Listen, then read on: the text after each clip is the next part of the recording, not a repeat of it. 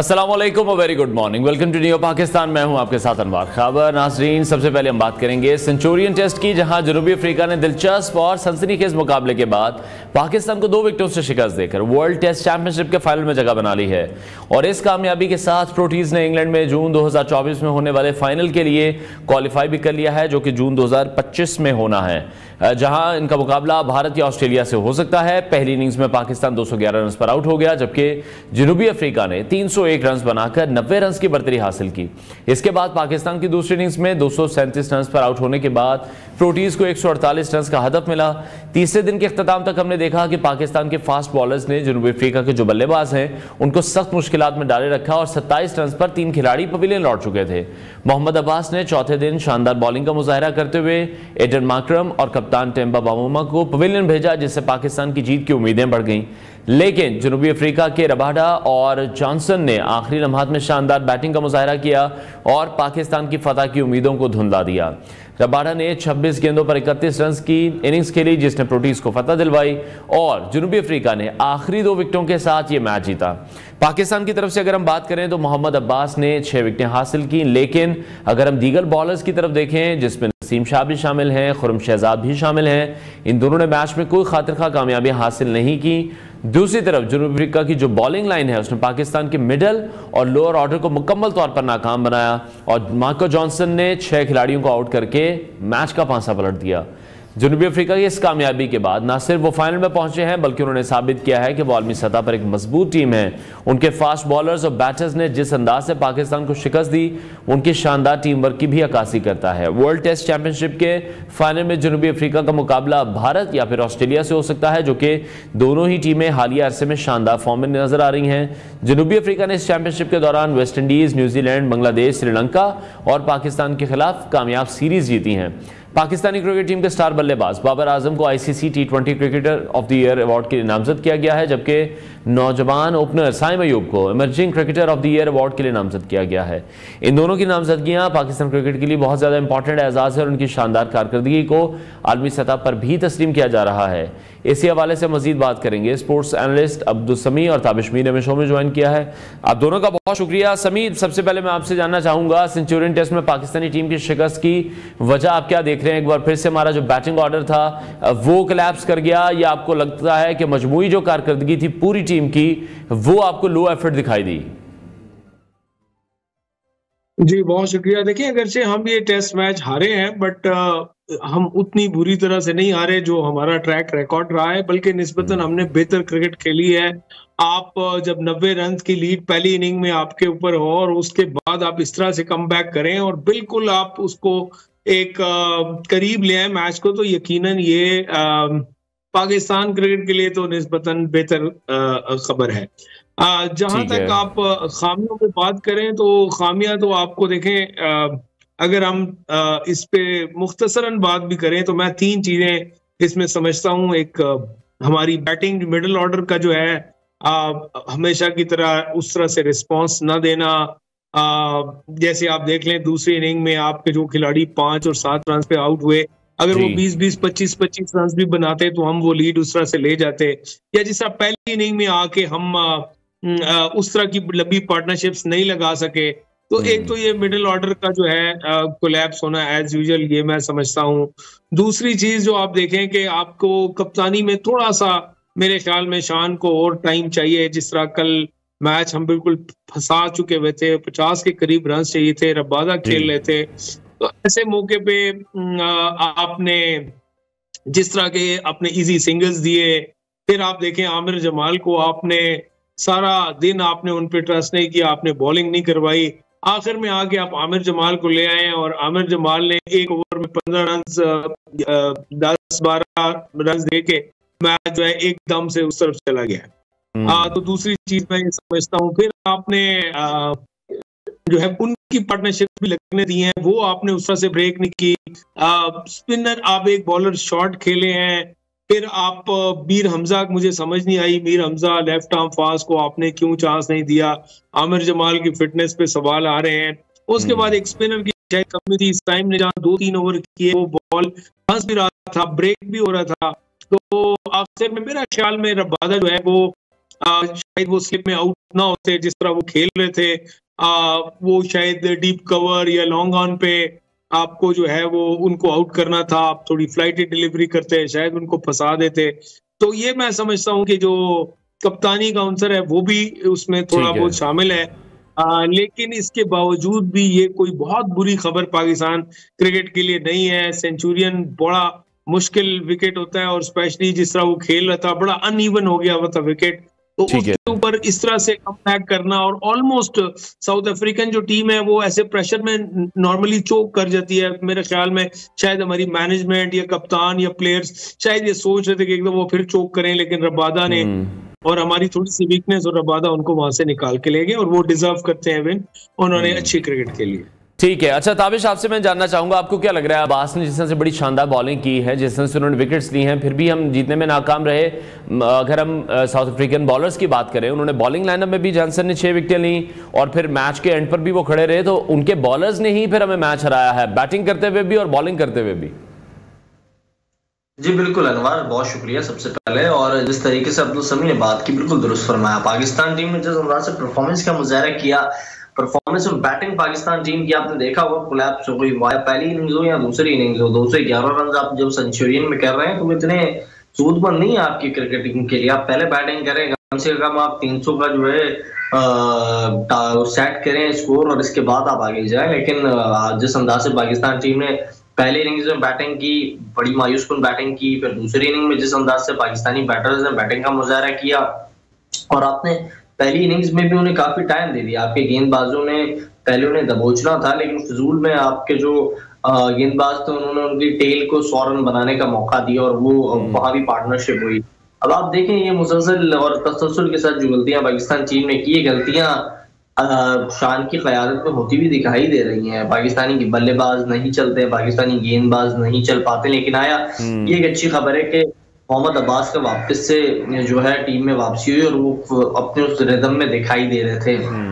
बड़ी खूबसूरत बात की समी ने, उन्होंने कहा कि मीर हमजा कहाँ है। मैं ये भी सवाल करता हूँ कि शाहीन शाह अफरीदी को क्यों बाहर बिठा दिया। एक जानिब हिंदुस्तान जब मेलबर्न में ऑस्ट्रेलिया के खिलाफ मध्य मुकाबले, तो वहाँ उनके जो क्लासिकल बॉलर हैं जसप्रीत बुमराह, वो टीम के साथ मौजूद है, और आपकी मेन बॉलिंग यूनिट का हिस्सा शाहीन शाह अफरीदी को आप कह रहे हैं वर्क लोड मैनेजमेंट के तहत आप उन्हें रेस्ट करा रहे हैं। तो ये तो मजाक है पाकिस्तान क्रिकेट के साथ। ये जो सेलेक्टर्स हैं या फिर ये जो आपके हेड कोच हैं आकिब जावेद साहब, आपको सवाल करना चाहिए कि आप क्या गलती कर रहे हैं। इतना बड़ा आपने जो है ब्लेंडर किया है, फिर साथ साथ आप स्पिन अटैक को जो है बिल्कुल यूटिलाइज नहीं कर रहे हैं। कल तक के आपके 2 मैच विनर बॉलर थे इंग्लैंड के खिलाफ, एक थे साजिद खान, एक थे नोमान अली, जो इस वक्त टीम के साथ ट्रैवल कर रहे हैं। नोमान को किसी ने मौका क्यों नहीं दिया? क्या नोमान पर एतमाद नहीं है पाकिस्तान टीम के हेड कोच आकिब जावेद साहब को कि वो सेंचुरियन के अंदर कुछ जो है शानदार कर देंगे?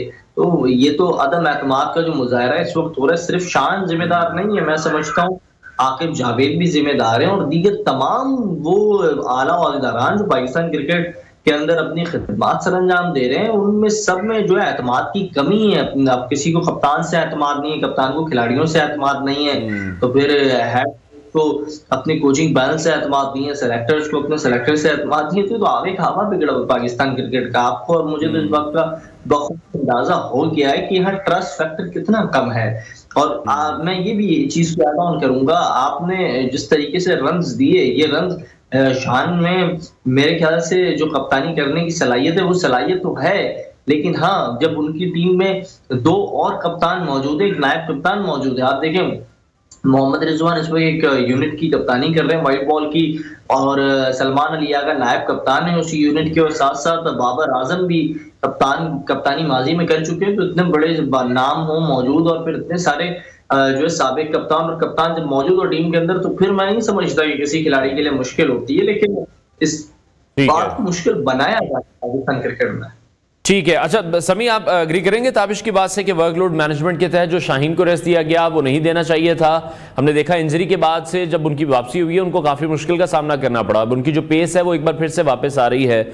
आप एग्री करेंगे जिस तरह से ताबिश कह रहे हैं कि दूसरी तरफ हम देखें जसप्रीत बुमराह को जिस तरह से इस्तेमाल किया जा रहा है, वो बैक टू बैक जिस तरह से टेस्ट सीरीज खेल रहे हैं, वनडे मैचेस खेल रहे हैं, उनको भी रेस्ट नहीं मिल रहा। ये इंपॉर्टेंट सीरीज थी पाकिस्तान के लिए, शाहीन को होना चाहिए था।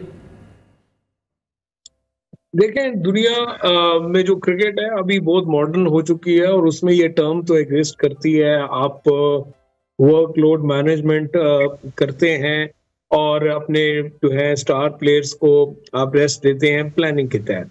और ये भी हकीकत है कि जो फास्ट बॉलर्स होते हैं निस्बतन उनकी जो क्रिकेटिंग लाइफ है वो कम होती है, और अगर वो मुसलसल आप उसी पेस और उसी रिदम से बॉलिंग करते रहें तो वो नेचुरल सी बात है, वो असरअंदाज होती है। ये दुनिया भर में तो ये चीजें होती हैं, बट अभी तक हमने ये नहीं किया और अचानक से इस सीरीज से पहले करना ये समझ से बालातर है। इस पे यानी कि अगर आपकी पहले से कोई ऐसी प्लानिंग चल रही है और आपने पूरे साल का कैलेंडर जिस वक्त बना है उस वक्त आपने प्लानिंग की है कि हाँ जी हम यही वाली सीरीज इन खिलाड़ियों को खिलाएंगे, यहाँ पे रेस्ट देंगे, तब तो समझ आती है। लेकिन अचानक से कर देना ये समझ से बाहर था। लेकिन चले, अगर आपने शाहीन को रेस्ट देना था और बात ऐसी है कि आप वो लोड जो है उसको मैनेज कर रहे हैं, तो आप मीर हमजा को आपने क्यों नहीं खिलाया, या आप एक बॉलर शॉर्ट क्यों गए हैं? आप 7 बैट्समैनों से आपने जो गलती की है वो 8 से भी आपने वो किया। आप एक बैट्समैन एक्स्ट्रा लेके गए हैं, लेकिन उसका आपको फायदा नहीं हुआ बल्कि उल्टा नुकसान हुआ है कि जब आप एक बॉलर शॉर्ट थे तो उस वक्त आपके पास ऑप्शन नहीं था। जिस वक्त अब्बास एक एंड से मुसलसल गेंदें कर रहे थे तो दूसरी तरफ से ऑप्शन एक कम थे। अगर एक स्पिन बॉलर होता तो मेरे ख्याल में शायद नतीजा मुख्तलिफ हो सकता था। ठीक है। अच्छा, जिस तरह से रबाडा की परफॉर्मेंस के एंड पे बात करें या मार्को जॉनसन जिस तरह से खेले जनूबी अफ्रीका की जीत में, दोनों ने बड़ा इंपॉर्टेंट किरदार अदा किया क्योंकि टेल एंडर्स में थे ये। आपको क्या लग रहा है पाकिस्तानी टीम में भी कुछ ऐसे प्लेयर्स नहीं है, अभी हमें नहीं दिखाई दे रहे, जो इस तरह से मैच जीतने वाली परफॉर्मेंस हमें एक लंबे अरसे से दे सके हो?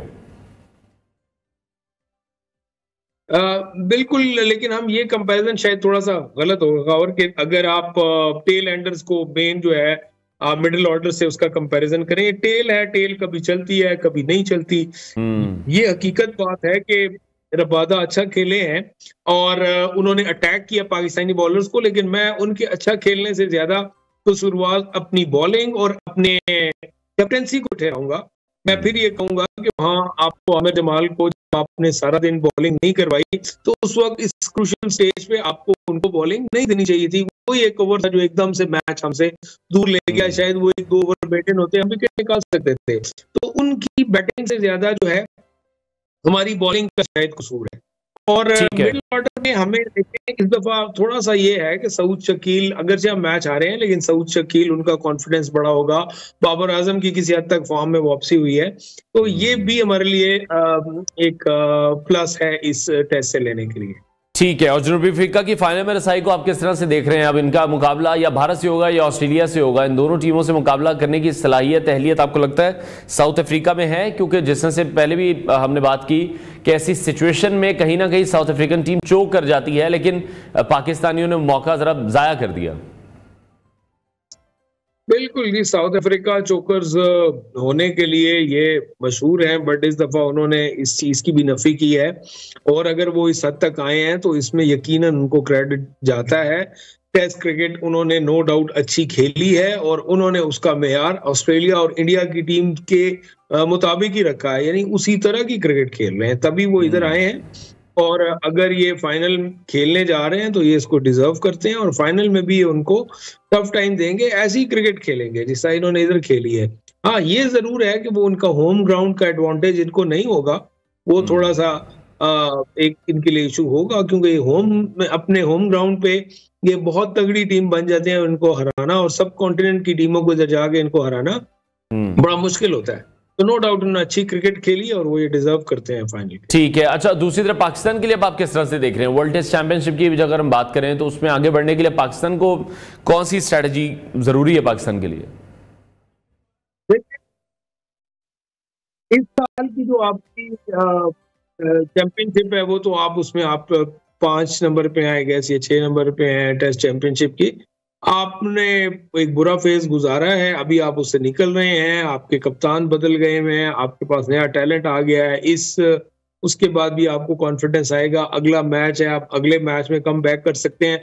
अगर आप ये सीरीज ड्रॉ भी करते हैं तो ये बहुत बड़ी न्यूज होगी पाकिस्तान क्रिकेट के लिए, और हम जो नेक्स्ट टेस्ट चैंपियनशिप है उसके लिए जो है अच्छी पोजीशन में होंगे कि हम निस्बतन टेस्ट क्रिकेट खेलते कम है, हमारे अपने मसाइल रहे हैं, लेकिन अभी उम्मीद है कि जिस तरह की क्रिकेट पाकिस्तान टीम ने खेलनी शुरू की है, इसी पॉजिटिव अप्रोच के साथ जाएं तो अगले साल कोई बईद नहीं कि हम भी टेस्ट चैंपियनशिप की जो पॉइंट्स टेबल है उस पर ऊपर कहीं पे बैठे हों।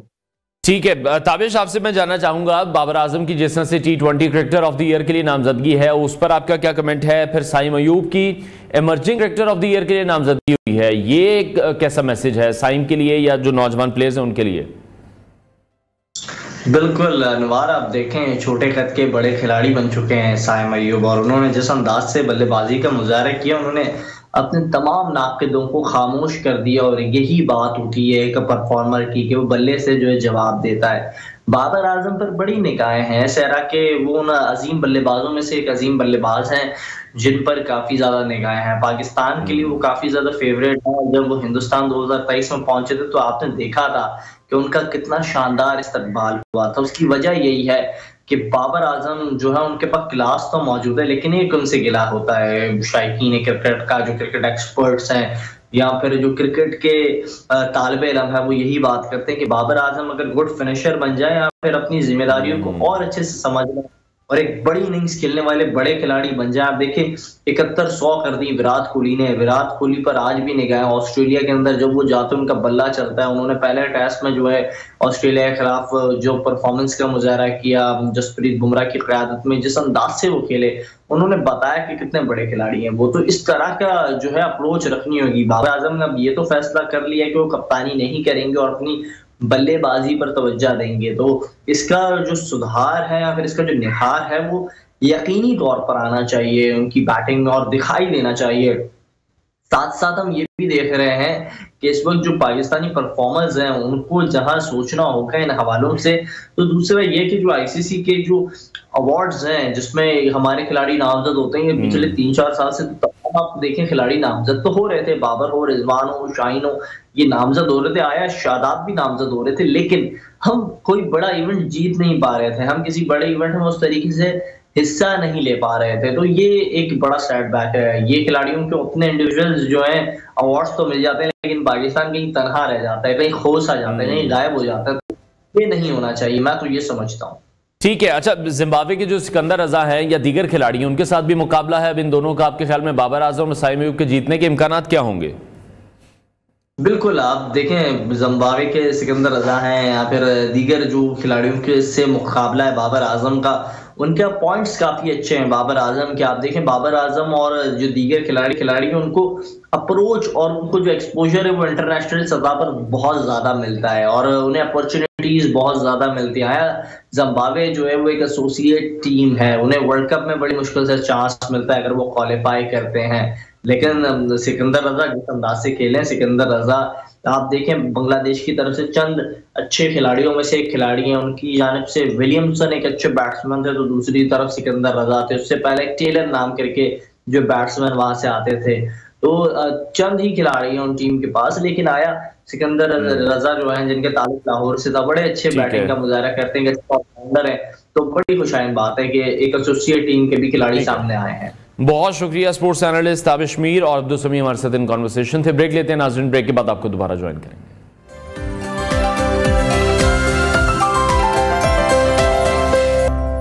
Welcome back to new Pakistan. नाज़रीन, जैसे जैसे मौसम सरमा का जोर बढ़ रहा है, सर्दी की शिद्दत के किस्से भी मंजर आम पर आ रहे हैं, लेकिन आज हम आपको लिए चलते हैं दुनिया के सरतरीन रिहायशी मकाम रूस के खत्ते साइबेरिया में वाक़ एक छोटे से कस्बे विमियाकोन की जानिब, जहां सर्दी का मफहूम ही बदल जाता है।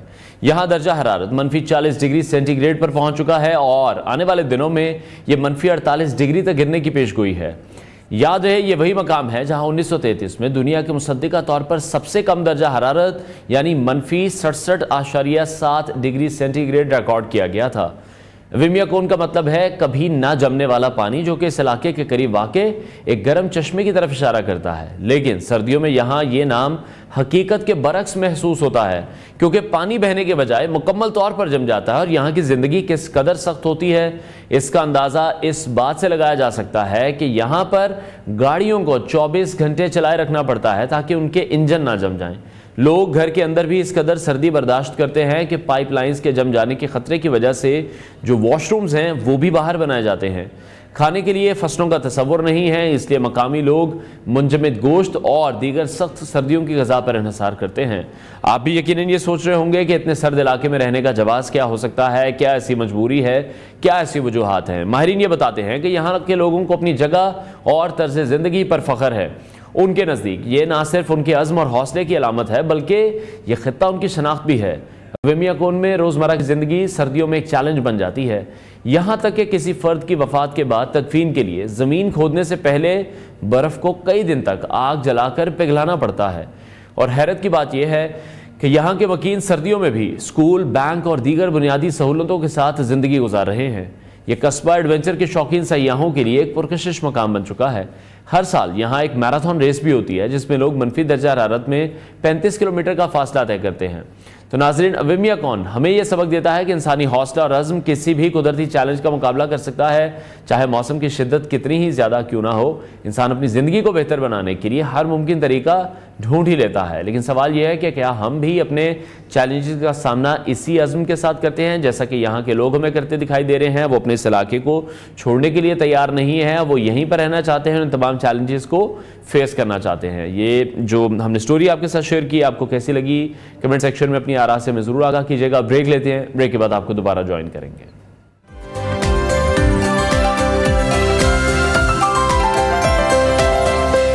Welcome back to new Pakistan. नाज़रीन, अब हम आपकी मुलाकात एक ऐसी पाकिस्तानी खातून से करवाएंगे जिनकी कहानी जद्दोजहद, मेहनत और कामयाबी की एक रोशन मिसाल है। ये कहानी ना सिर्फ उनके अज़्म और हौसले की अक्कासी करती है बल्कि उन तमाम पाकिस्तानी ख़वातीन और लड़कियों के लिए एक तहरीक भी है जो अपनी तालीम और नौकरी के साथ मेहनत कर रही हैं और एक बेहतर मुस्तकबिल के ख्वाब भी देखती हैं। पाकिस्तानी निजात अमरीकी शहरी शाजिया भट्टू का ताल्लुक पाकिस्तान के शहर फैसलाबाद से है। उन्होंने अपनी इब्तदाई तालीम मुकम्मल करने के बाद अमरीका का रुख किया और फार्मेसी के शोबे में कदम रखा। उन्होंने अपने सफ़र का आगाज़ नहायत छोटे पैमाने पर किया, लेकिन अपने आज़म, मेहनत और मुसलसल जद्दोजहद से कामयाब फार्मेसी चेन कायम की। आज वो कई नौजवानों को तरबियती मौक़े फराहम कर रही हैं ताकि वो अपनी सलाहियतों को निखार सकें। उनकी फलाही खदमात का दायरा कार भी वसी है। शाजिया ने बुजुर्गों के लिए कम्युनिटी सेंटर्स कायम किए जहाँ उन्हें मयारी सहूलियात और इलाज भी फराहम किया जाता है। इसके अलावा उन्होंने बेसहारा अफराद की मदद के लिए कई मनसूबे शुरू किए हैं।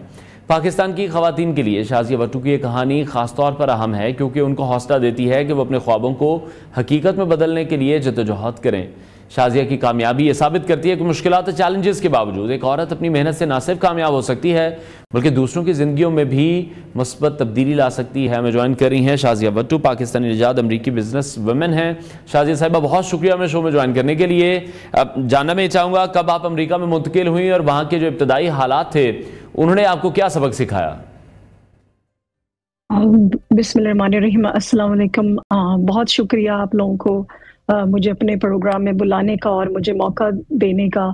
तो मेरे फादर चूँकि रह रहे थे अमेरिका में ऑलरेडी और फिर उन्होंने हमें 1998 में अमेरिका में बुलाया। हम सब बहन भाई अर्ली एज में ही अमेरिका में आए थे और फिर जब आप देखते हैं कि अमेरिका लैंड ऑफ अपॉर्चुनिटी है, स्पेशली फॉर फीमेल, मैं कहूँगी कि अगर आपके कोई भी ड्रीम्स हैं और आप एम्बिशियस हो, आपके ड्रीम पूरे हो सकते हैं। तो I think I was the lucky one कि जो एक सही एज में अमेरिका में आके और फिर मैंने उस अपॉर्चुनिटी को यूटिलाइज किया और अल्हम्दुलिल्लाह कि जो मेरे ड्रीम्स थे आज वो मैंने पूरे अचीव किए हैं।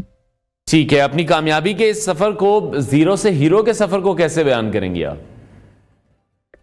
आई थिंक हर कामयाब इंसान के पीछे किसी न किसी का हाथ जरूर होता है। मैं सबसे पहले जो क्रेडिट देना चाहूंगी अपने फादर को देना चाहूंगी क्योंकि बेसिकली जो हमारा एक छोटा सा गांव है बहुत बैकवर्ड है, स्पेशली लड़कियों के लिए तो बहुत ही, आज भी पहले से तो बेहतर है खैर, लेकिन उस वक्त तो ये था कि एक फीमेल के लिए आप स्कूल कॉलेज का सोचना, जॉब का सोचना ऐसे था कि you can not even imagine, करना तो दूर की बात है। तो मैं अपने फादर को कहूंगी कि he was the only one उस एरिया में से जो यूएसए में आए और अपने पूरे बच्चों को यहाँ पे लाया और अपनी बेटियों को वो फ्रीडम दिया कि आप अपनी लिमिट में रहते हुए आप सब कुछ वो अचीव कर सकते हैं। तो अल्हम्दुलिल्लाह हमने कभी अपना कल्चर, मजहब, उस चीज को, अपनी लिमिट को कभी क्रॉस ना करते हुए वो सब ड्रीम्स पूरे किए हैं और इंशाल्लाह जो और भी हैं जहाँ तक खत्म नहीं है वो इंशाल्लाह पूरे होंगे। ठीक है इंशाल्लाह। अच्छा शाजिया, कितनी फार्मेसीज आप बना चुकी हैं अभी तक और उनके जरिए कितने नौजवानों को सीखने के मौके फराहम कर चुकी हैं? आई थिंक लातादाद जो है स्टूडेंट्स आए स्पेशली पाकिस्तान से जो है। फार्मेसीज तो बहुत सी हैं, लाइक स्टिल कह सकते हैं कि हमारी जो इवन मेरी फैमिली इंक्लूडिंग इज 10-12 और स्टिल अंडर कंस्ट्रक्शन।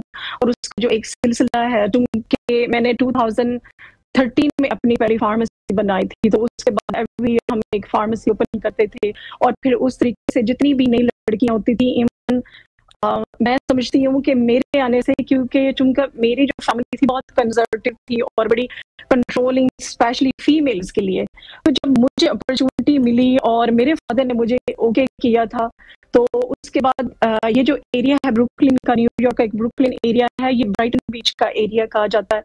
तो यहाँ पे फैमिलीज यूजुअली वही है जो एक एरिया से अपनी फीमेल को अलाउ नहीं करती थी।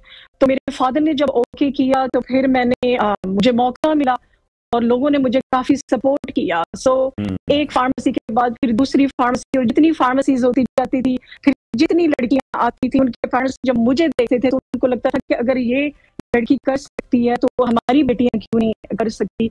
तो उसमें मैं समझती हूँ कि मेरी जो सबसे बड़ी अचीवमेंट थी कि उनके पेरेंट्स का जो ट्रस्ट था, जब आप एक ट्रस्ट बिल्ड करते हो दूसरी लड़कियों के लिए, उनके पेरेंट्स की एक सोच बदल जाती है आपके उस अचीवमेंट से, उस काम से, उसकी आपकी सक्सेस से उनके माइंड सेट चेंज होते हैं। तो इस तरह से फिर काफी फीमेल्स आई, बहुत यंग लड़कियां आई जिनको हमने ट्रेन किया। जब वो ट्रेन हो जाती है फिर जाहिर है उनको और अपॉर्चुनिटीज मिलती है, हॉस्पिटल से, चेन फार्मेसी से, they are making good money. फिर ये कि हमारा एक प्रोग्राम है, मेरे पार्टनर है परवेज सिद्दीकी, वो भी एक फार्मासिस्ट है जिनका वो 40 ईयर से इस फील्ड में है। फिर हमने एक प्रोग्राम इंट्रोड्यूस किया कि जितनी यंग लड़की हमारी कम्युनिटी की है हम उनको हेल्प करते हैं, उनको फार्मेसी स्कूल के लिए प्रिपेयर करते हैं। सो और लातादाद लोग आए थे, स्टूडेंट्स आए, लड़कियां आई, जिसमें लड़के भी आए। नाउ दे आर फार्मासिस्ट और उनकी अपनी फार्मेसीज हैं और सक्सेसफुली अपने बिजनेस रन कर रहे हैं और भी आगे लोगों को, अपनी कम्युनिटी को हेल्प कर रहे हैं हमें देखते हुए। अच्छा, पाकिस्तान से जिस तरह से आपका ताल्लुक है, उस वजह से आपने यहाँ की जो कम्युनिटी, यहाँ की खिदमत के लिए भी कुछ मंसूबे रेडी किए हैं?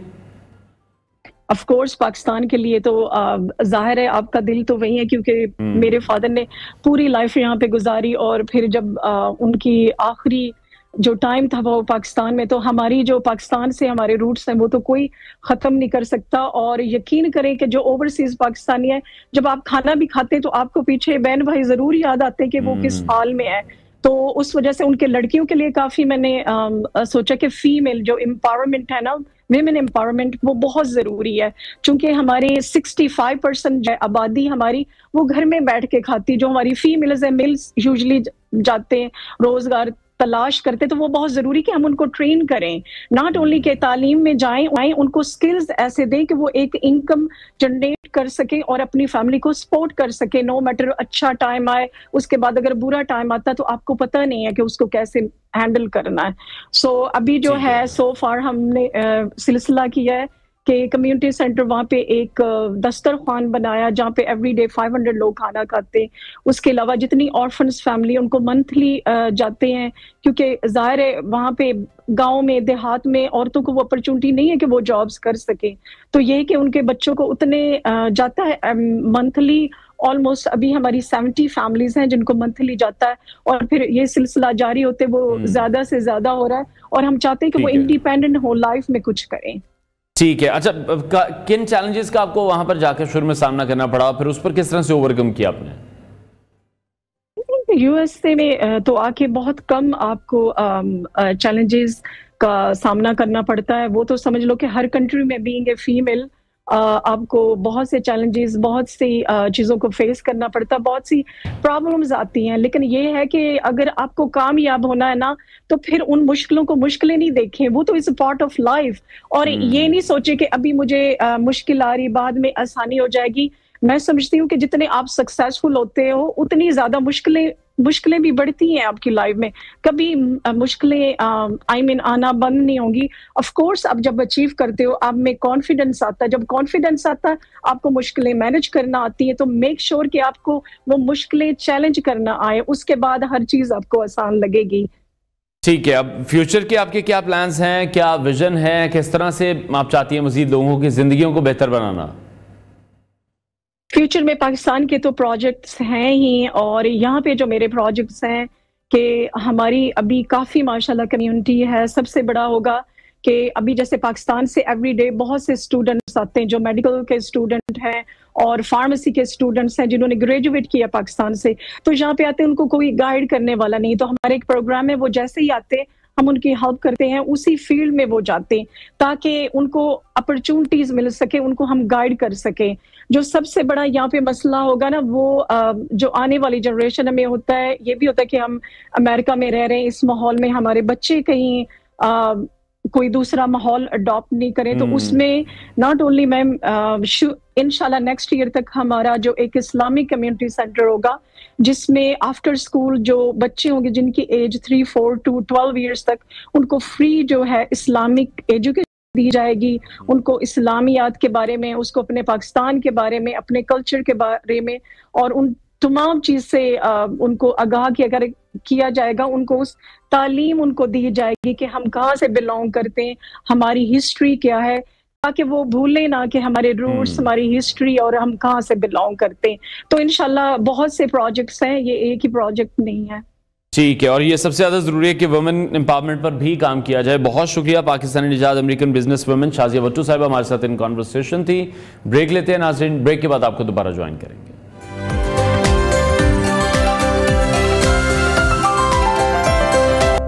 Welcome back to new Pakistan. नाज़रीन, आपको बताते चलें कि कई महीनों की ताखिर के बाद सदर ममलिकत आसिफ अली जरदारी ने आखिरकार सोसाइटीज़ रजिस्ट्रेशन एक्ट 2024 पर दस्तखत कर दिए हैं, जिसके तहत दीनी मदारिस की रजिस्ट्रेशन को कानून का दर्जा हासिल हो गया है। ये कानून, जिसका मकसद दीनी मदारिस को एक ज़ाब्ते के तहत लाना है, ये पाकिस्तान में मजहबी तालीम के निज़ाम को मज़ीद शफाफ और जवाबदेह बनाने की कोशिशों का हिस्सा है। इस कानून के तहत हर मदरसा अपनी रजिस्ट्रेशन कराने, सालाना तालीमी रिपोर्ट जमा कराने, माली हिसाबात का ऑडिट करवाने और निसाब में मरहलावार असली मज़ामीन शामिल करने का पाबंद होगा। इसके अलावा मदारिस को फ़िरकावारियत या अस्करियत पसंदी को फ़रोग़ देने वाले लिटरेचर की तदरीस या अशात की इजाज़त नहीं होगी। ये पेशरफ्त एक ऐसे वक्त में हुई है जब जमीयत उलमा इस्लाम फ़े के सरबराह मौलाना फजलुर रहमान की क़यादत में मदारिस के तहफ़्फ़ुज़ के लिए मुसलसल जद्दोजहद जारी थी।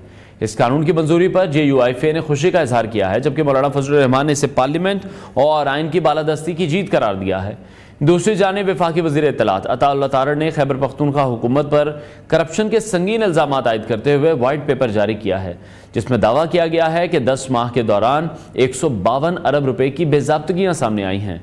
ऐसे इल्ज़ामात सियासी महाजराई को मज़ीद तेज़ करते हैं और मुल्की सियासत को नई सम देते हैं। इसी पर बात करने के लिए हमारे साथ मौजूद हैं सीनियर तजियाकार शौकत पराशा साहब ने हमें ज्वाइन किया है। पराशा साहब, बहुत शुक्रिया हमें शो में ज्वाइन करने के लिए। सबसे पहले बताइएगा कि सोसाइटीज़ रजिस्ट्रेशन एक्ट 2024 की मंजूरी को आप JUIFA की किस तरह से कामयाबी देख रहे हैं? आपके ख्याल में इस कानून से जो मदारिस का निज़ाम है उस पर क्या मुस्बत असरात मुरतब होंगे? बहुत शुक्रिया जी, गुड मॉर्निंग। आपको याद होगा पिछले हफ्ते मैंने आपके ही शो में बार बार कहा था कि ये इतना बड़ा मसला नहीं है। मौलाना फजलुर रहमान, मियां नवाज शरीफ, सदर आसिफ जरदारी ये 80 से लेकर इकट्ठे रहे और मामलात को इस नहज तक या उस लेवल तक नहीं ले जाएंगे जहां पर कोई अनफॉर्चुनेटली बहुत बड़ी कॉन्फ्रंटेशन की मंजिल आ जाए। तो लिहाजा ये एक अच्छी बात है अगर फ्रीकैन इसमें खुश हैं और वो समझते हैं कि उनके पर्पस सर्व हो रहे हैं। मसलन ये मदरसा बिल जो था ये 26वीं तरमीम के साथ आना था, उसी वक्त ये पास भी हुआ था, लेकिन उसमें कुछ वजूहात की बिना पर डिले हुआ। अब देर आया दुरुस्त आया, ये हो गया। दूसरी बात जो आपके सवाल की है कि इससे मदरसा रिफॉर्म में मेरा ख्याल है एक डायरेक्शन तो है उस तरफ, लेकिन ये वो चीज नहीं है जो नेशनल सिक्योरिटी पॉलिसी 1 में, नेशनल सिक्योरिटी पॉलिसी 2 में या नेशनल एक्शन प्लान के तहत। देखें, मदारिस ये खुद अपना जो उनके मामलात हैं खुद संभालेंगे और हुकूमत को रिपोर्ट करेंगे।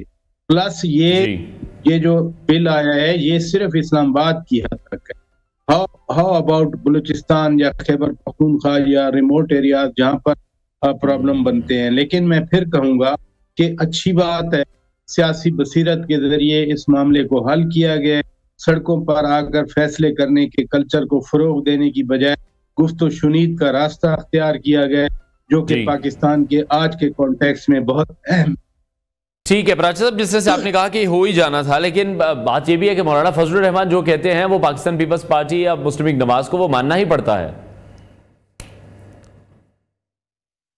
ये मानना पड़ता नहीं है, पहले माना गया था। जब 26वीं आईनी तरमीम मंजूर की जा रही थी तो उस वक्त इसको तस्लीम किया गया था। ये मौलाना साहब तो अब खाली उनको वो याद करवा रहे थे कि भाई जब आपको जरूरत थी, आपने 26 तरमीम मंजूर करवानी थी तो आपने हमसे एग्री किया था। हम कौन सा कोई आउट ऑफ बॉक्स कोई चीज उठा कर ला रहे हैं आपके लिए जो अब आपको गरां गुजर रही है या नागवार गुजर रही है। मैं आपसे यही गुजारिश कर रहा हूँ कि जिस वक्त 26वीं आईनी तरमीम की नेगोशिएशन हो रही थी, ये उस वक्त का सेटल्ड इशू था। ये पता नहीं क्यों बाद में इसको इस तरह से रंग दिया गया, फ्लेयर अप कर दिया गया। जब आपने पहले इसको एग्री कर लिया था तो उसके बाद फिर इसको इसके फिर आकर नकायस निकालने की मेरे ख्याल में उस वक्त भी जरूरत नहीं थी। अब तो खैर मसला हल हो गया। लेकिन स्टिल आप ये समझते हैं इस कानून की मंजूरी से भी अगर हुकूमत और JUIFA के ताल्लुकात भी देखें वो भी काफी बेहतर होंगे? सर्टनली एक बड़ा मुतालबा माना गया है, लेकिन अगर आपका ये मतलब है बेहतर होने का कि JUI हुकूमत में आ जाएगी या मिनिस्ट्री में आ जाएगी, मैं उस हद तक नहीं जा रहा। लेकिन जो देखे ना, इमेजिन मौलाना साहब जो तकारीर कर रहे थे कि फिर हम भी मैदान में आएंगे, फिर हम भी एहतजाज करेंगे, बाकी कोई एहतजाज करता रहे, उसका पॉलिटिकल प्रोसेस पे इम्पैक्ट वो नहीं होता जितना मौलाना साहब, अगर फर्ज किया मौलाना साहब पूरे मुल्क से कॉल दे देते हैं कि मदारस के स्टूडेंट्स आकर इस्लामाबाद या लाहौर में चले जाएं जी, अगली बात आप फिर सोच सकते हैं उसका क्या मतलब होगा। इसलिए ये बड़ी खुशाइंद बात है कि इसको एक सियासी तरीके से हल किया गया है। दूसरी बात यह है, करीब आने का मुस्लिम लीग नून या पीपल्स पार्टी या JUI, इनका नजरियाती तौर पर ये मुख्तलिफ हो सकते हैं, इनका सियासी क्लैश नहीं है, इनकी कॉन्स्टिट्यूएंसीज एक नहीं है। अगर सियासी क्लैश है तो वो PTI और JUI का है। खैबर पख्तूनख्वा ही मौलाना फजलुर रहमान साहब का बेस है, उनका घर भी उधर ही है, उनका अपना हल्का भी उधर ही है। डेरा इस्माइल खान की बात कर रहा हूँ, अभी तो मौलाना साहब कौमी असम्बली में बैठे हैं, वो बलूचिस्तान में पिशीन की नशिस्त से बैठे हैं, जबकि मौलाना फजलुर रहमान साहब का अपनी जो कॉन्स्टिट्यूएंसी NA 45 कह लें, 44 कह लें, वहां से तो अली अमीन खान गंडापुर फिर उनके छोटे भाई जीत के आए। तो जो असल पॉलिटिकल उनका कॉन्टेस्ट है, पॉलिटिकल मुकाबला जो है वो PTI के साथ है और नेसेसरली वो खैबर पख्तूनख्वा में है, पार्ट्स ऑफ बलूचिस्तान भी है आप कह सकते हैं। बाकी जो करीब आने वाली बातें हैं इनका क्लैश ही नहीं है कोई आपस में। ठीक है। अच्छा, अब ये कानून जो है दीनी मदारिस को आपको लगता है मजीद शफाफ भी बनेंगे, जवाबदेह भी होंगे, और इसके साथ साथ लेकिन इसके नफाज में आपको लगता है कुछ चैलेंजेस भी पेश आएंगे? एक इर्रेगुलर या इर्रेगुलेटेड सेक्टर जो है उसको जब आप रेगुलेट करने की कोशिश करेंगे तो प्रैक्टिसेस तो नहीं होंगी उनके माइंड में। जब अगर ऑडिट पे फर्ज किया एतराज उठाया जाएगा या फॉरेन स्टूडेंट्स जो आते हैं मदारिस में उनको वीजा प्रोसेसिंग में अगर टेक्निकल डिले भी होता है तो इधर से डिस्कम्फर्ट शो किया जाएगा। फिर आप जब लिस्ट ऑफ डेट देकर हुकूमत के पास भेजेंगे तो जो ऑफिशियल बैठे होंगे वो स्क्रूटनी तो करेंगे। इसलिए अभी चूंकि माइंड में ये बात नहीं है कि हमने किसी को जवाब दे होना है, हमने किसी को अपना ऑडिट करवाना है, हमने किसी के पास अपने पेपर जमा करवाने, ये फंक्शनल किस्म की प्रॉब्लम्स आएंगी। बट चूंकि एग्रीड है दोनों तरफ से और रिटन है वो, और अब वो कानून की शक्ल है और कानून भी पास किया पार्लियामान ने, कौमी असेंबली ने और सेनेट में, इसलिए इस पर अमल दरामद तो होगा। सिर्फ फंक्शनल प्रॉब्लम आ सकती हैं तो आएंगी।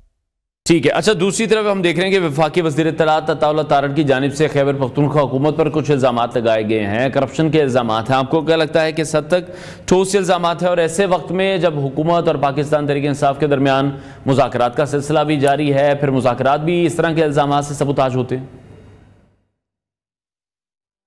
मुज़ाकरात एक और कंपोनेंट है, और ये जो पॉलिटिकल रेटरिक है ये और है। उधर से भी इल्जामात लगते हैं, इधर से भी, लेकिन खैबर पख्तूनख्वा की हुकूमत के हवाले से पहले भी इल्जामात लगते रहे। आपको याद है जो एहतसाब कमीशन बना हुआ था खैबर पख्तूनख्वा में, वो इनकी पहली दूसरी गवर्नमेंट में उसको बंद कर दिया गया था ताकि हमारा कोई ऑडिट ना कर सके, हमारा कोई एहतसाब ना कर सके। और खुद उस वक्त के उनके जो चीफ थे एहतसाब के, उन्होंने खुद प्रेस कॉन्फ्रेंस की थी कि मैं भाई जा रहा हूं इधर से। इसलिए एहतसाब के अमल को अपने सूबे में तो पीटीआई डिस्करेज करती रही है, वहां एहतसाब रादर होने ही नहीं दिया गया और दूसरों के एहतसाब का मुतालबा करते रहे। अब ये जो नई एक चीज सामने लाए हैं वफाकी वजीर इत्तलात, नैब भी इधर ही है, तहकीकाती इदारे भी मौजूद हैं, बिस्मिल्लाह करें, तहकीकात करवाएं, दूध का दूध पानी का पानी हो जाएगा, सामने आ जाएगा। मसलन ये जो पेशावर बस है मेट्रो, इसके हवाले से भी बहुत सारे इल्जामात लगाए गए, मरकज की तरफ से भी लगाए गए, यानी पीटीआई की जब मुखालिफ हुकूमत यहाँ पर आई और वहाँ पीटीआई के मुखालिफिन भी इल्जामात लगाते रहे, लेकिन जिसे कहते हैं ना कुछ टेंजिबल सब्सटेंशियल, वो सामने नहीं आई। अगर ये महज इल्जामात लगाने हैं तो फिर इनका तो कोई फायदा नहीं। लेकिन ऐसे इल्जाम दर इल्जाम सियासत के बाद आपको लगता है कि अब वो इम्पैक्ट नहीं रहा है ऐसे इल्जामात का, जिस तरह से सियासी जमातों के बयानियों को ये भी इल्जामात मुतासिर कर जाते थे, अब ऐसा नहीं होता? नहीं, इसको एक हवा बना दिया गया ना। अगर मैं फिर कहूंगा कि लीगल चीजें होती हैं, अगर इतना ही ठोस एविडेंस है तो फिर उसको जो प्रॉपर चैनल हैं उनके जरिए परसू किया जाए। बैठकर प्रेस कॉन्फ्रेंस कर देना, वो उधर से हो या उधर से हो।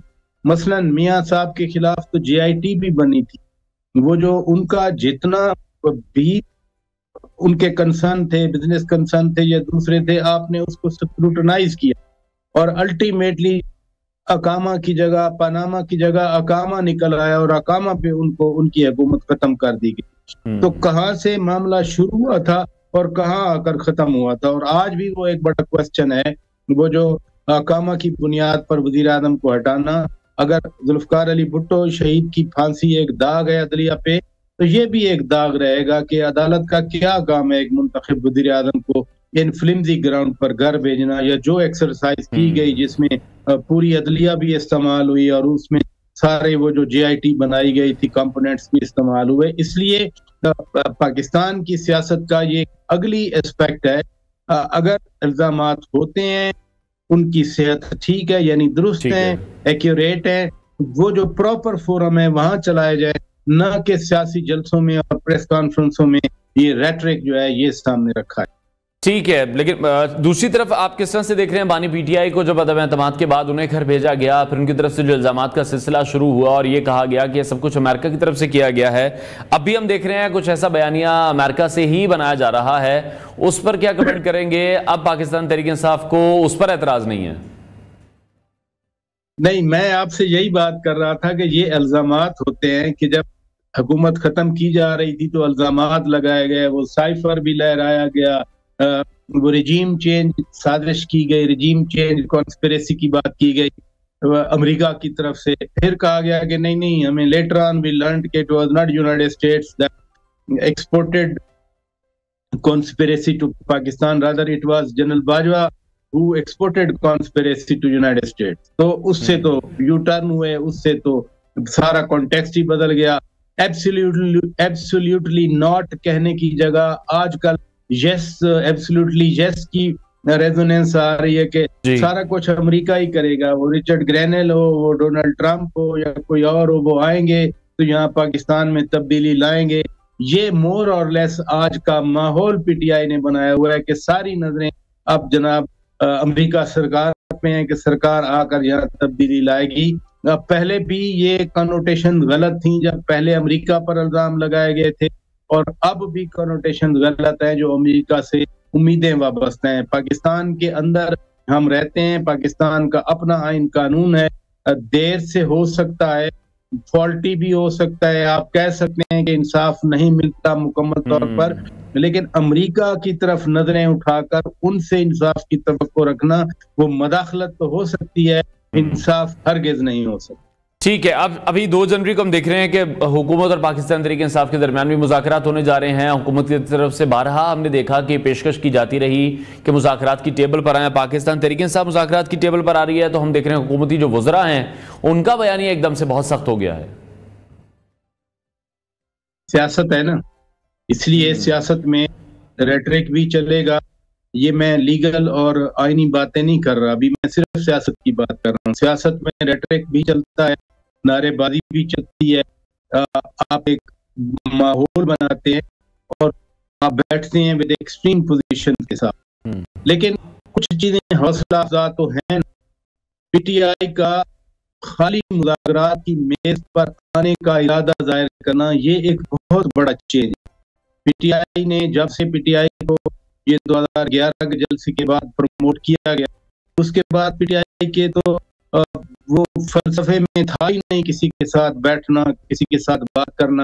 उनका फलसफा तो था कि चढ़ाई करें, आप इतना ऊपर ले जाएं मामला को, टेम्परेचर को, कि यहाँ बातचीत की गुंजाइश न रहे। अब अगर पीटीआई बातचीत के लिए तैयार है, आ रही है, तो मेरे ख्याल है बाकी सियासी जमातों को वेलकम करते हुए उनको अकोमोडेट करने की कोशिश करनी चाहिए। अकोमोडेट इस तरह से कि उनके साथ बैठें, कंस्ट्रक्टिव एंगेजमेंट हो और मामला को, अगर दोनों फ्रीकैन का इरादा नहीं भी है मामला को सुलझाने का, तो कौम इस वक्त तवक्को कर रही है, पाकिस्तान की जरूरत है कि बातचीत के जरिए मामला को सुलझाया जाए। ठीक है। अच्छा, दूसरी तरफ वफाकी वज़ीर खजाना भी उन्होंने सियासत से हटते हुए बात की। उन्होंने कहा कि इनके मुज़ाकरात होते रहें, ये बहुत अच्छी बात है, टेबल पर बैठ कर बात करनी चाहिए, लेकिन मिसाक जमहूरियत कर लें ताकि जो मईशत बार बार डिरेल हो जाती है वो ना हो। मिसाक जमहूरियत की बात नहीं की, मिसाक मईशत की बात की है जी। ये मिसाक मईशत होना चाहिए। यही चीज तो जब मियां शहबाज शरीफ जो उस वक्त लीडर ऑफ अपोजिशन थे और खान साहब वजीर आजम थे, उस वक्त लीडर ऑफ दी अपोजिशन ने कहा, शहबाज शरीफ ने कहा था कि मिसाक मईशत होना चाहिए। बिलावल भुट्टो दरदारी साहब भी अपोजिशन में यही बातें करते थे कि हमें मिलकर चलना चाहिए, कोई मिसाक होना चाहिए।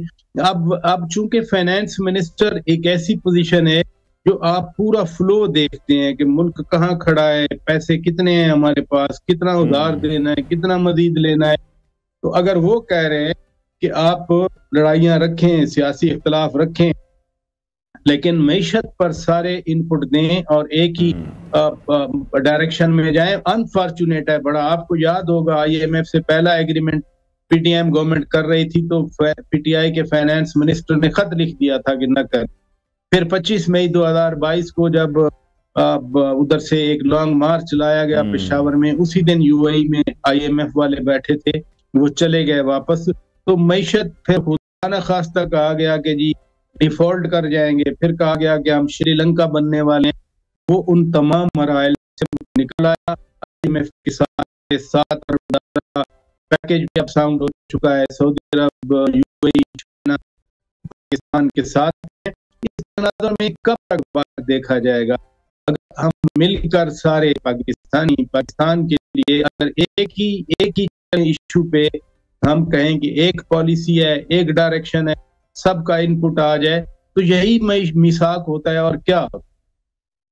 ठीक है, मिसाक मईशत जो है यकीनी तौर पर वो सबसे ज़्यादा इंपॉर्टेंट है, और हुकूमत और पाकिस्तान तहरीक इंसाफ के दरमियान जो मुज़ाकरात हैं वो भी 2 जनवरी को शुरू होने जा रहे हैं। बहुत शुक्रिया सीनियर तज़कियाकार शौकत पराचा साहब, हमारे साथ इन कॉन्वर्सेशन थे। ब्रेक लेते हैं नाज़रीन, ब्रेक के बाद आपको दोबारा ज्वाइन करेंगे।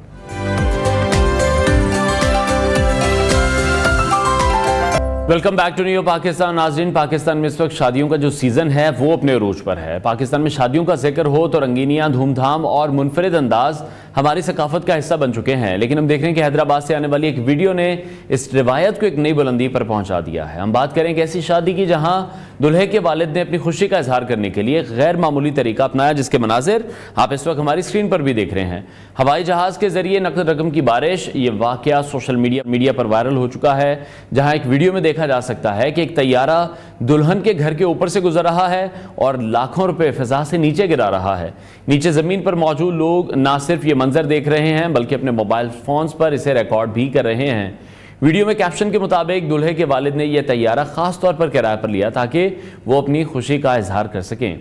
एक्स पर इस वीडियो ने सार्फिन की तवज्जो हासिल कर ली और कमेंट सेक्शन में मुख्तलिफ आरा भी देखने को मिल रही हैं। कुछ लोग मज़ाहिया अंदाज में इस वीडियो का मजाक उड़ा रहे हैं जबकि दीगर इसे दौलत का ज़िया भी करार दे रहे हैं। एक सारिफ ने दिलचस्प तबसरा किया कि दूल्हे के वालिद ने बेटे की शादी के लिए जहाज किराए पर लिया और लाखों रुपए उड़ा दिए और अब लगता यह है कि दूल्हा उम्र भर अपने वालिद का कर्ज चुकाता रहेगा।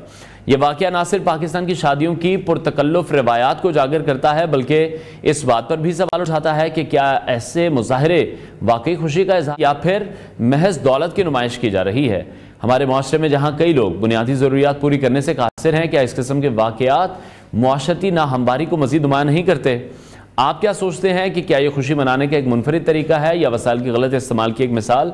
हमें अपनी राय ज़रूर दीजिएगा और उसे हमें आगाह ज़रूर कीजिएगा, क्योंकि इस तरह के बहुत से ऐसे वाक़यात हैं, बहुत सी ऐसी शादियां हैं जिस पर बेबहा पैसा लुटाया जाता है जो कि बहुत से लोगों को नागवार भी गुजरता है और उनके मुताबिक ये यकीनी तौर पर पैसे का ज़िया है और इससे बेहतर यह है कि किसी इंसान की हेल्प कर देनी चाहिए। ब्रेक लेते हैं नाज़रीन, ब्रेक के बाद आपको दोबारा ज्वाइन करेंगे।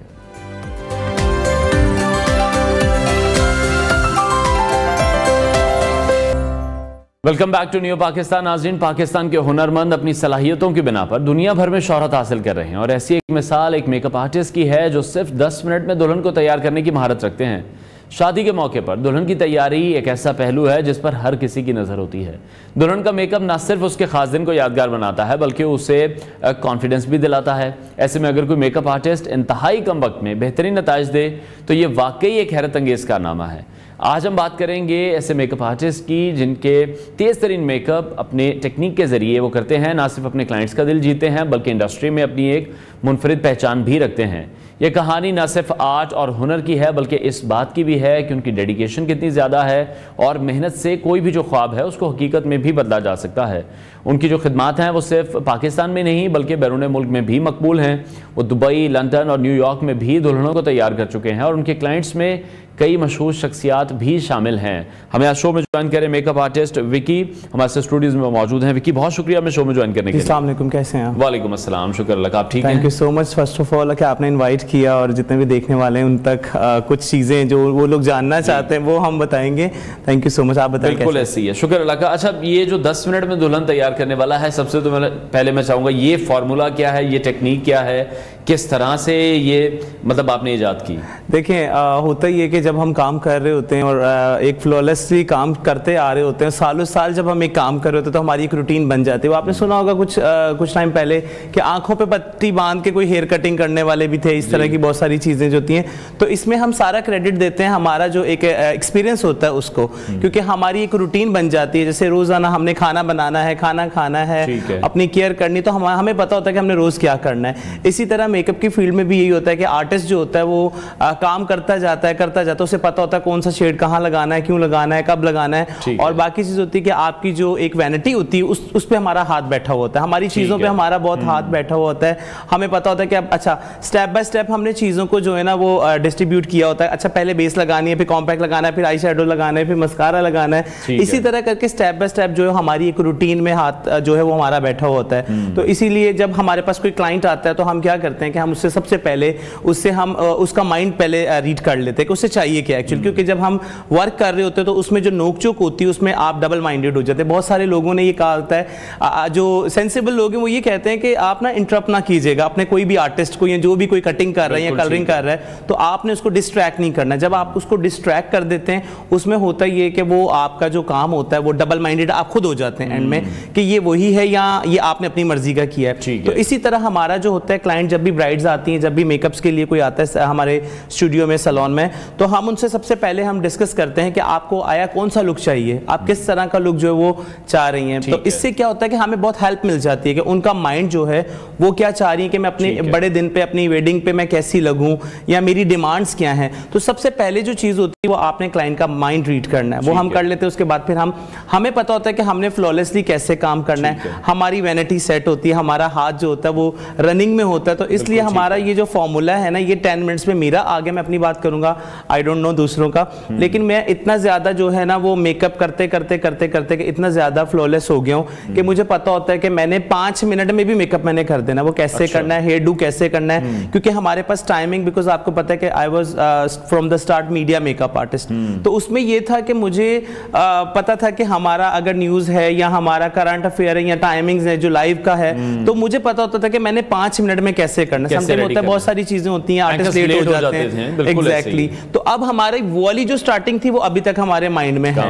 अब क्या होता है कि क्लाइंट को आ जाता है जल्दी जल्दी वाला कि जल्दी से आप कर दें मेकअप, लेकिन वो अच्छा भी करना है, तो उसमें हमें पता है कि हमने किस तरीके से क्लाइंट को सेटिस्फाई करना है, किस तरीके से हमने उसको प्रेजेंटेबल लुक जो है वो देनी है। तो ये एक छोटा सा फॉर्मूला है हमारा, जो काम कर रहे होते हैं अगर वो प्रेजेंट माइंड रख के और अगर काम के ऊपर फोकस करके करेंगे तो आई थिंक सो कि उनके लिए भी ये चैलेंज जो है बहुत ईजी हो जाएगा। ठीक है। अच्छा, जैसे आपने 2 चीजें भी कही हैं, उसको मैं थोड़ा सा चाहता हूं आप मॉडिफाई कर दीजिएगा। एक तो आपने कहा कि आपने माइंड तो रीड करना है क्लाइंट, बिल्कुल, लेकिन आपको फेस भी रीड करना है, फेस भी रीड करना है, फेस पर कैसा मेकअप सूट करेगा, बिल्कुल। अब वो ही मेकअप जो 10 मिनट में आपने 10 दुल्हनों को किया है, अगर 11वीं जो आपके पास आई है वो डिफरेंट फेस कट है, उनके फीचर्स डिफरेंट हैं, exactly, at the moment change करना है, वो भी एक मुश्किल काम। बिल्कुल। देखिए, अगर एक आर्ट की बात की जाए तो ये बड़ी लंबी एक हिस्ट्री हो जाएगी कि उसमें हमारे पास कहते हैं ना कि बहुत सारी टिप्स भी होती हैं चीजों को, फेस को बैलेंस करने के लिए, राउंड फेस हो गया, ऑल फेस हो गया, और भी बहुत सारे आपको पता है फेसेस का चैलेंज करना पड़ता है कि भाई इसको कैसे लुक देनी है। तो उसमें मैंने आपको जैसे कि पहले स्टार्ट में बताया कि हमारे पास जब बुकिंग्स के लिए क्लाइंट आते हैं,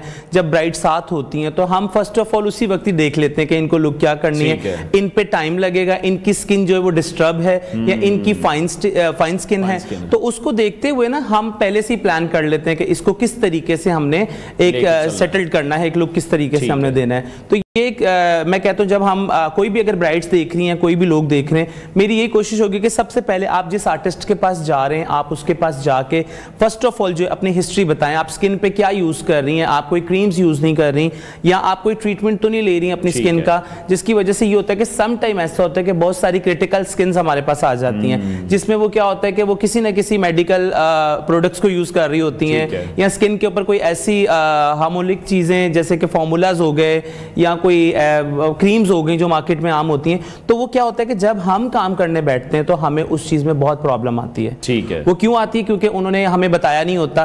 तो मेरा ये रेकमेंडेशन सब लोगों से कि आपको पता है शादियों का सीजन चल रहा है, तो आप कोशिश करें कि आप 10 डेज 15 डेज 1 मंथ पहले ही जाके आप, अगर आपको कोई सैलून ट्रीटमेंट चाहिए, कोई मेडिकल ट्रीटमेंट चाहिए, तो वो अगर आपके कोई एक्सपर्ट हैं तो वो आपको बताएंगे कि आप जाके डॉक्टर से सबसे पहले अपनी स्किन का ट्रीटमेंट करवाएं, then you come for the makeup. अगर हमें लगता है कि नहीं आपकी स्किन को जो है वो जरूरत नहीं है मेडिकल या कोई भी ट्रीटमेंट की या स्टैटिक की कोई भी जरूरत नहीं है, तो आप जो है आप हमसे फेशियल्स वगैरह लें, हम आपकी स्किन को पैम्पर करेंगे, देन हम आपके फेस पे मेकअप करेंगे। हो गया। अच्छा, एक चीज आपने ये कही थी कि अगर कोई मेकअप आर्टिस्ट है, जैसे अब बहुत से बड़े मेकअप आर्टिस्ट हैं जिनमें आप भी शामिल हैं, हर किसी की अपनी एक सिग्नेचर लुक है जो वो अपने क्लाइंट को देना चाहता है। जैसे आपने कहा कि क्लाइंट हमें समटाइम कहते हैं कि नहीं ऐसे कर दें वैसे कर दें, तो सिग्नेचर लुक जो एक स्पेसिफाइड मेकअप आर्टिस्ट की है, ये कितनी जरूरी है, ये कितनी मतलब कि ये आपको पता है कि अगले के फेस पर क्या सूट कर रहा है? देखें, बहुत अच्छा क्वेश्चन आपने किया है कि सिग्नेचर लुक्स जो होती थी वो अब मेरे ख्याल में बहुत ज्यादा कोई 50% या आप कह लें कि 30% बाकी रह गई हैं। अब जो है वो सोशलाइज जो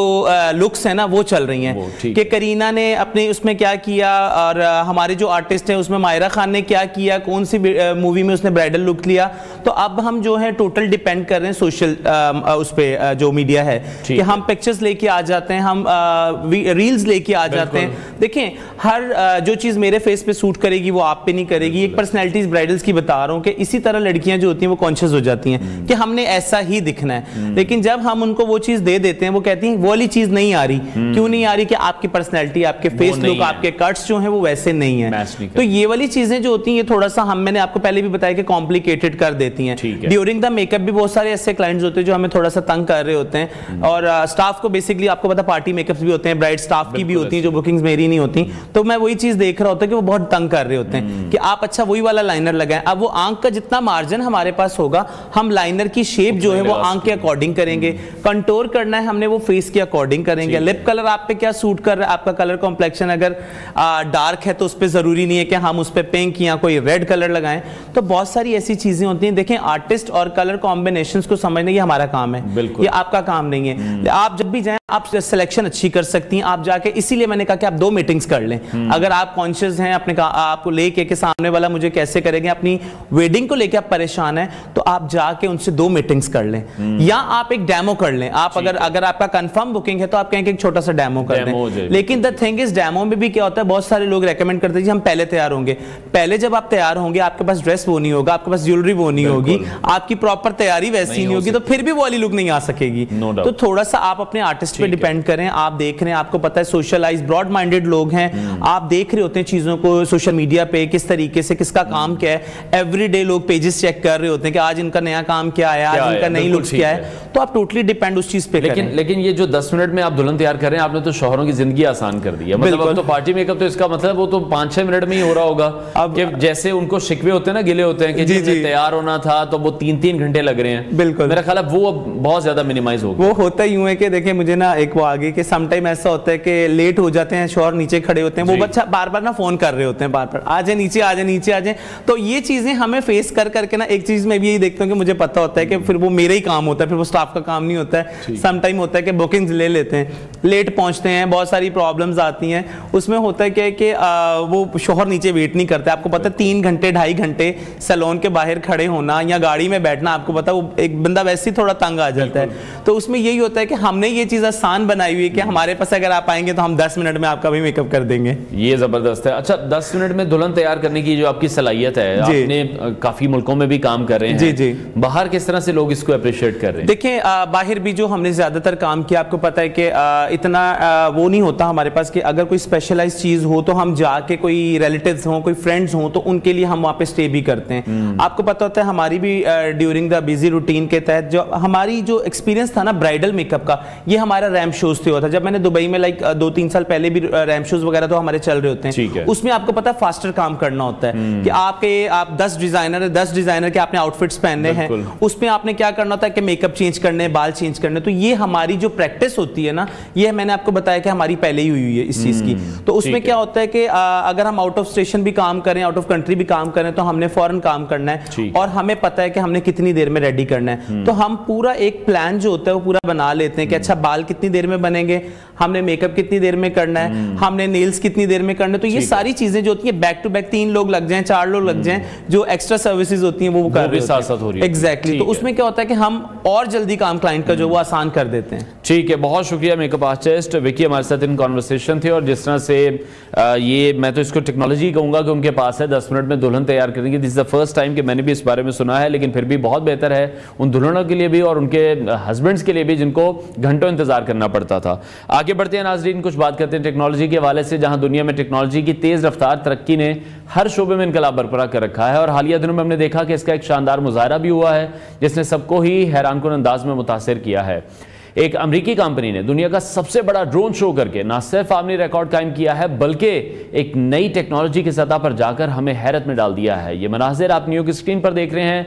ये शानदार कारनामा अमेरिकी रियासत टेक्सास में एक ड्रोन कंपनी स्काई एलिमेंट्स ने अंजाम दिया है, जिसने क्रिसमस के मौके पर एक मैदान में बैक वक्त 5000 ड्रोन उड़ाए। इस गैर मामूली शो के दौरान 5000 ड्रोन्स ने आसमान में रंगो रोशनी का एक ऐसा मंजर पेश किया है कि देखने वालों की आंखें भी धोखा खा गईं। इस ड्रोन शो के जरिए कंपनी ने अपना ही गुज़श्ता रिकॉर्ड तोड़ दिया, जो एक हफ्ते कबल 2500 ड्रोन्स के साथ कायम किया गया था। और ये सिर्फ एक रिकॉर्ड नहीं था, बल्कि ये गिनीज वर्ल्ड रिकॉर्ड का उनका 11वां संगे मील था। इस हैरत अंगेज कामयाबी ने टेक्नोलॉजी के मैदान में एक नया संगे मील कायम कर दिया और दुनिया भर में इसके बारे में बातें होने लगी हैं। इस शो की वीडियो सोशल मीडिया पर तेजी से वायरल हुई और अब तक 6 मिलियन से ज्यादा अफराद इस वीडियो को देख चुके हैं। वीडियो में हम देख सकते हैं कि क्रिसमस की मुनासबत से सांता क्लॉज 2 कुतबी हिरणों की बग्घी पर सवार होकर हवा में उड़ते हुए दिखाए गए हैं। शानदार मंजर पेश किया गया जो कि एक ख्वाबों की सी कहानी का मंजर था। इस शो की तैयारी और इसकी हकीकत को हकीकत में तब्दील करने के लिए कंपनी और उसके शराकतदार यूवी-5 के माहिरीन ने दिन रात मेहनत की है। दिन के वक्त आउटडोर सेटिंग में ड्रोन्स की तरतीब की गई, उनकी जो टेक्निक है, तनसीब है, और फिर रात के वक्त उनकी जो परवाज़ है, ये सब एक कमाल का अमल था। जैसे ही हमने देखा कि सूरज गरूब होता है तो ड्रोन्स आसमान में रोशनी और रंग की बरसात शुरू करते हैं, जिसने आसमान को एक जादुई दुनिया में तब्दील कर दिया है। हैरत अंगेज तौर पर ये एक बहुत बड़ा कारनामा था। सोशल मीडिया पर इस वीडियो की मकबूलियत ने टेक्नोलॉजी के जो माहिरीन हैं और ड्रोन सर्विसेज के शोबे में काम करने वाले अफराद को शाबाश भी दी है। सारिफीन ने ना सिर्फ इस शानदार कारकर्दगी को सराहा बल्कि इन माहिरीन की जो तकनीकी महारत है उसको भी ज़बरदस्त पजीराई दी है। और ये वीडियो इस बात का सबूत है कि टेक्नोलॉजी का जो सही इस्तेमाल है ये कितना हैरत अंगेज़ है और कितना दिल को खुशकुन कर सकता है। 5000 ड्रोन्स की परवाज़, उनकी हम आहंगी, उनकी कोऑर्डिनेशन और उनके ज़रिए आसमान पर रोशनी के जो मनासिर तख्लीक हुए वो न सिर्फ एक टेक्नोलॉजी की कामयाबी है बल्कि इंसानियत के लिए एक शानदार तख्लीकी अमल की भी अलामत है। इस ड्रोन शो ने हमें दिखाया कि जब टेक्नोलॉजी को दुरुस्त समत में इस्तेमाल किया जाए तो ये न सिर्फ तफरीह फराहम करती है बल्कि मुमकिन तौर पर मुस्तकबिल की कई सनतों को भी नई शक्ल दी जा सकती है, जिसके मनाज़िर आप इस वक्त हमारी स्क्रीन पर भी मुलाहिज़ा कर रहे हैं। प्रोग्राम का वक्त नाज़रीन ख़त्म हुआ है। इंशाल्लाह कल फिर आपसे मुलाकात करेंगे। अपना बहुत सारा ख्याल रखिए, इजाज़त दीजिए, अल्लाह हाफ़िज़।